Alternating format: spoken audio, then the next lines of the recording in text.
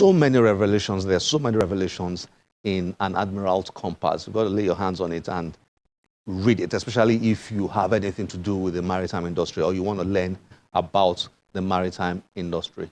Up next is a reading by an amazing lady who is a versatile, very versatile writer. Enjoy this.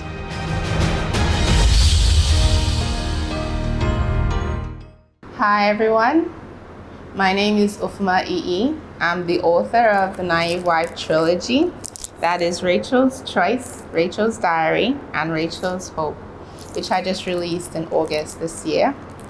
I'm also the author of The Church Girl, Perfect Love, and Emotional Fat, and so many other amazing Christian fiction novels about love and marriage. I actually started writing these stories in 2016 when I wrote my first one, The Church Girl, as a short story on my blog. And from there, I just continued writing these stories on my blog, and people told me they needed to be in books. So 2017, I started publishing books. And today I have 28 published titles and one on the way. Actually, probably two on the way because I'm trying to work on one for Christmas, but yeah, we're at it. And I hope my books to be published into film. People tell me that all the time, that my stories are so interesting that they should be in film, and I really love that, to have that kind of partnership. And today, I would like to read The Naive Wife, Rachel's Choice, which is the first book in the Naive Wife trilogy. So the Naive Wife trilogy is basically a story, Rachel's story. So we have Rachel's Choice, Rachel's Diary, and Rachel's Hope. It talks about how she met the man she married and the challenges she went through in her decision making, and how she eventually settled on her decision, and the challenges she went through in her marriage, and things that she discovered afterwards about her husband, that she didn't do her legwork before. And Rachel's Hope looks at her life in the throes of the marriage. Like, is she going to continue? Is she going to fight it out? What's God going to do about it? So it brings in so many things that relate to marriage, singleness, relationships, love, romance. A fictional story with a difference. So let me read chapter 4 of Rachel's Choice. It's the day of Rochelle's traditional wedding, and the house is in an uproar. In every room, there are aunties at work making preparations and last-minute adjustments to things. Auntie Faith is busy making adjustments to Mrs. Eden's blouse in her bedroom.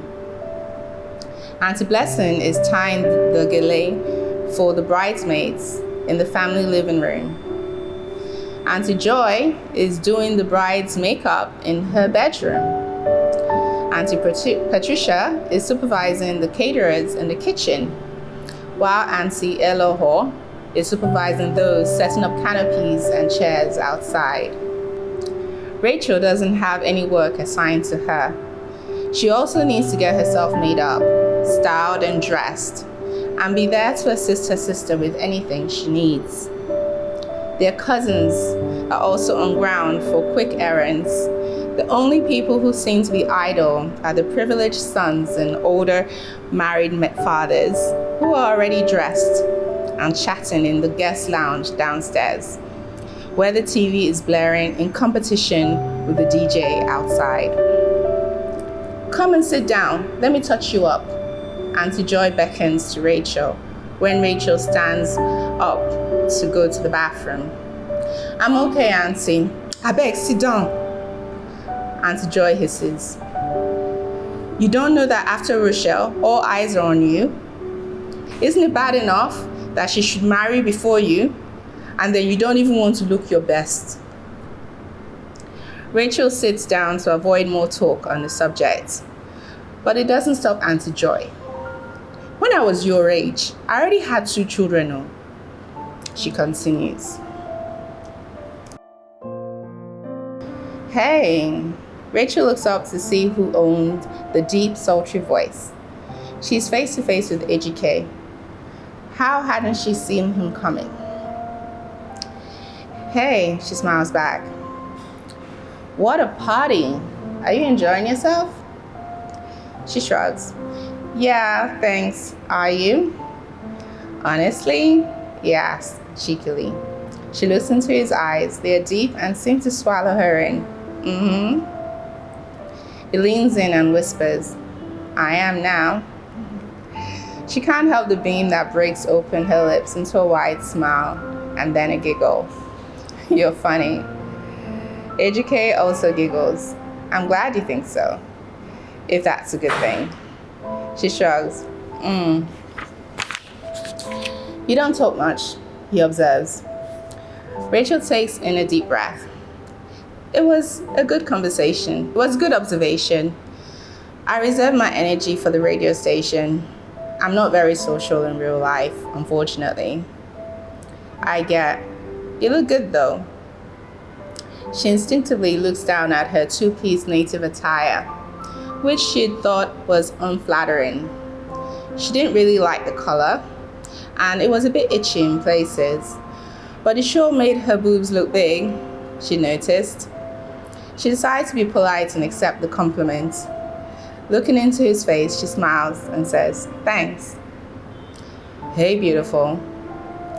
The enchantment is broken, and Rachel tears her face away to look at Doug, who just joined them. She'd almost forgotten that they were in a party in a big open room filled with all her family. Her heart rate increases suddenly as she takes in all the noise and commotion of the wedding. Hi, Doug, she mutters breathily. He pulls her in for a hug and then slaps palms with AGK, whose demeanor has changed. What's up? Doug asks, looking between the pair, his arms still holding Rachel close, though she seems uncomfortable. She eventually releases herself from his embrace and leans back against the wall. Nothing, just chatting, HK says. He looks between Rachel and Doug. Sensing that there's something between them, it makes an excuse to leave. He swallows. Let me go and see how Akane is doing. Talk to you later. Yeah, man, Doug says, smiling gratefully at his friend. Rachel watches after AGK, wondering when they would have a chance to chat again. For some reason, she liked him. It made her heart smile, which was a very rare occurrence. What was it about him? A penny for your thoughts? Rachel looks up at Doug. She'd almost forgotten that he was still there. She swallows. I just remember that I need to do something, she says, stepping away. Oh, okay, we can catch up later. Yeah. Oh my God, I just lied to that man. So I just finished reading chapter 4 of Rachel's Choice. And it was about her sister's wedding, traditional and white wedding and reception, and the pressures that Rachel, the oldest sister, felt from her aunties and other people about the fact that she was single and without a boyfriend. So I think a lot of women, young ladies, will relate with this pressure that Rachel felt. Not just Nigerian women. I think this is a very typical pressure, and there's so many lessons in this book, you know, showing the struggle that Rachel went through in the decision-making process. There are two men, Doug and AGK, who were bidding for her heart, and at the end of the book, she makes a choice on which one to marry. And she has to live with that, and she talks about how her marriage is in Rachel's diary.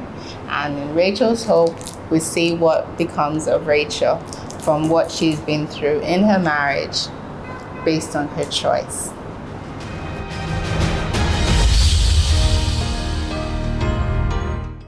I hope you've had a good time with us on the show today. As always, we'll be delighted to get your feedback through any of our social media platforms displayed on your screen. My name is Olakunle Kasumo. Remember, one great book can change your life. Bye-bye.